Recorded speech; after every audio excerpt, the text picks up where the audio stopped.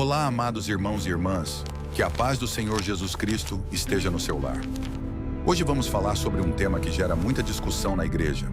O arrebatamento acontecerá antes ou depois da grande tribulação, pré-tribulacionista, pós-tribulacionista, mid-tribulacionista. Parece que tem mais istas do que certezas, não é? E enquanto isso, cristãos sinceros ficam confusos, com medo, sem saber se precisam se preparar para a tribulação ou se vão escapar dela. Então hoje, com a Bíblia aberta, vamos examinar as duas posições. E no final você vai ter clareza bíblica para formar sua própria convicção. Mas eu te peço, fica até o final, porque independente da resposta, tem algo muito mais importante que você precisa ouvir. 1 Coríntios capítulo 15, versículos 51 e 52, diz assim: Eis aqui vos digo um mistério. Na verdade, nem todos dormiremos, mas todos seremos transformados, num momento, num abrir e fechar de olhos, ante a última trombeta. Esse é o arrebatamento. A Bíblia chama de mistério porque é algo que estava oculto no Antigo Testamento e foi revelado aos apóstolos. Paulo deixa claro: haverá uma geração de cristãos que não vai morrer, que será transformada instantaneamente, que subirá ao encontro do Senhor nos ares. Mas quando isso acontece, essa é a pergunta que não quer se calar. E a igreja está dividida. Então vamos olhar os dois lados com honestidade. Posição número 1. O arrebatamento antes da tribulação. Os irmãos que defendem essa posição dizem: a igreja não passará pela grande tribulação. Jesus nos livrará antes. E eles têm argumentos bíblicos fortes. Argumento número 1. A igreja não está destinada à ira. 1 Tessalonicenses capítulo 5, versículo 9, declara o seguinte: porque Deus não nos destinou para a ira, mas para a aquisição da salvação, por nosso Senhor Jesus Cristo. Eles dizem: a grande tribulação é derramamento da ira de Deus sobre um mundo rebelde, e a igreja já foi salva dessa ira pelo sangue de Cristo. Logo, não faz sentido a igreja passar pela tribulação. Apocalipse, capítulo 3, versículo 10, reforça esse argumento dizendo: como guardaste a palavra da minha paciência, também eu te guardarei da hora da tentação que há de vir sobre todo o mundo. Veja só, guardar da hora, não guardar na hora. Deus vai tirar a igreja antes da tribulação começar. Argumento número 2. O padrão de Deus é livrar antes do julgamento. Eles apontam exemplos. Deus tirou Enoque antes do dilúvio, tirou Ló antes de destruir Sodoma, tirou os israelitas do Egito antes das pragas finais. O padrão é: Deus livra seus filhos antes de julgar os ímpios. Argumento número 3. A palavra igreja não aparece em Apocalipse capítulos 4 a 18. Do capítulo 4 ao 18, quando a tribulação está acontecendo, a palavra igreja desaparece. Ela só volta no capítulo 19, quando Cristo volta com os santos. Isso sugere que a igreja já foi arrebatada antes da tribulação começar. Esses são argumentos sérios, e milhões de cristãos sinceros acreditam nisso. Mas tem outro lado, e esse lado também usa a Bíblia como fonte argumentativa. Posição número 2. O arrebatamento depois da tribulação. Os irmãos que defendem essa posição dizem o seguinte: a igreja vai passar pela tribulação, e Jesus nos arrebatará no final, quando ele voltar em glória. E eles também têm base bíblica. Argumento número 1. Jesus disse que haveria tribulação antes do fim. Mateus, capítulo 24, versículo 21, diz: porque haverá então grande aflição, como nunca houve desde o princípio do mundo até agora, nem tampouco haverá jamais. E depois disso, nos versículos 29 a 31, diz assim: logo depois da aflição daqueles dias, verão vir o Filho do Homem, e ele enviará os seus anjos com rijo clamor de trombeta, os quais ajuntarão os seus escolhidos. Depois da aflição, não antes. Jesus diz claramente que a colheita dos escolhidos, o arrebatamento, acontece depois da tribulação. Argumento número 2. A igreja sempre sofreu tribulação. Atos, capítulo 14, versículo 22 diz: confirmando os ânimos dos discípulos, exortando-os a permanecer na fé, pois que por muitas tribulações Nos importa entrar no reino de Deus. Eles argumentam: por que a última geração seria poupada da tribulação se todas as outras gerações sofreram? Os apóstolos foram martirizados. A igreja primitiva foi perseguida.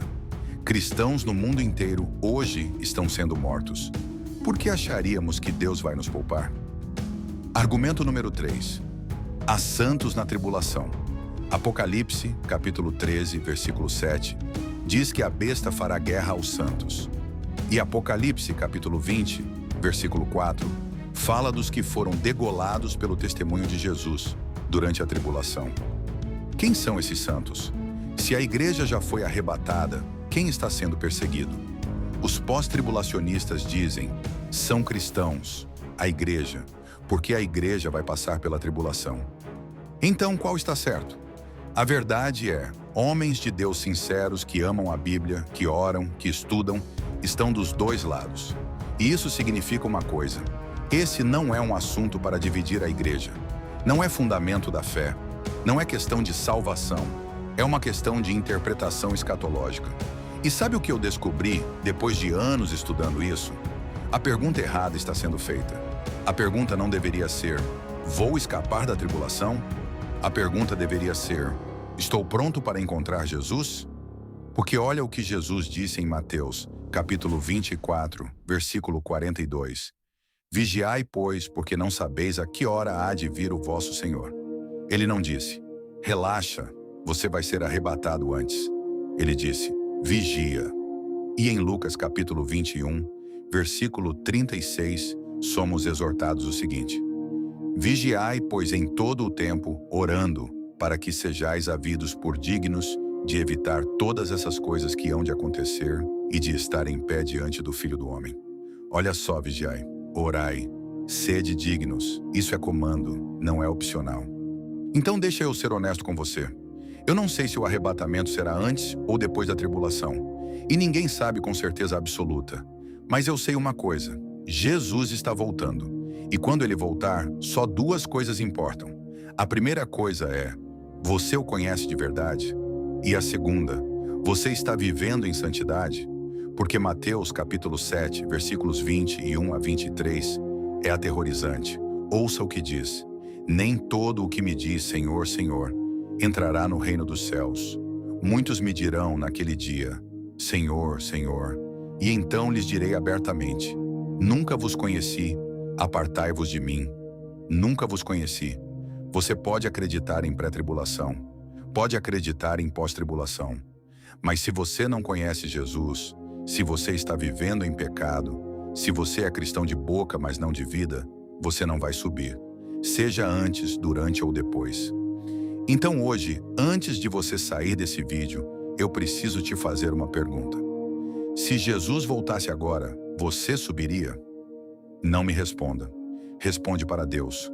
Porque Hebreus capítulo 12, versículo 14, avisa: segui a paz com todos e a santificação, sem a qual ninguém verá o Senhor. Ninguém. Você pode estar na igreja, pode pagar dízimo, pode saber escatologia de cor, mas se você está preso em pecado, se você não tem intimidade com Deus, se você ama o mundo mais que a Cristo, você não vai subir. E é por isso que eu te convido hoje: renda sua vida completamente a Jesus. Não só teoricamente, praticamente. Confesse seus pecados, renuncie suas amarras, crucifique sua carne, busque santidade, porque o tempo está acabando e não sabemos se será antes, durante ou depois, mas sabemos que será em breve. E se você está lutando contra pecados que não consegue vencer, se você está cansado de cair sempre no mesmo lugar, foi preparado o e-book A Batalha contra o Pecado, Vencendo o Mundo, a Carne e o Diabo. Não é teoria escatológica, é manual de guerra para você viver em santidade hoje. Porque não adianta estudar sobre o arrebatamento se você não está preparado para ele. O link está na descrição e no primeiro comentário. Use o cupom Tempo com Deus. Prepare-se, santifique-se, purifique-se, porque Jesus está voltando e você precisa estar pronto. Agora coloca a mão no peito e ora comigo. Senhor Jesus, eu confesso, Eu tenho vivido mais preocupado com quando tu virás do que com como eu estou vivendo. Perdoa-me. Eu renuncio todo pecado, toda mornidão, todo amor ao mundo. E hoje eu me consagro a ti. Prepara-me, Senhor. Santifica-me. Purifica-me. Para que quando tu voltares, seja antes, durante ou depois da tribulação, eu esteja pronto. Porque eu não quero ser daqueles que vão dizer: Senhor, Senhor, e ouvir: nunca te conheci. Eu quero subir contigo, em nome de Jesus. Amém. Se você orou comigo, comenta: estarei pronto, e compartilha esse vídeo. Porque tem gente debatendo escatologia, mas esquecendo de viver em santidade. Que Deus te abençoe, que Ele te prepare e que Ele te encontre vigilante quando voltar. Não se esqueça de subscrever-se no canal e ativar o sininho de notificações para não perder os próximos vídeos. Fica na paz do Senhor. Um forte abraço. Maranata, o Senhor vem.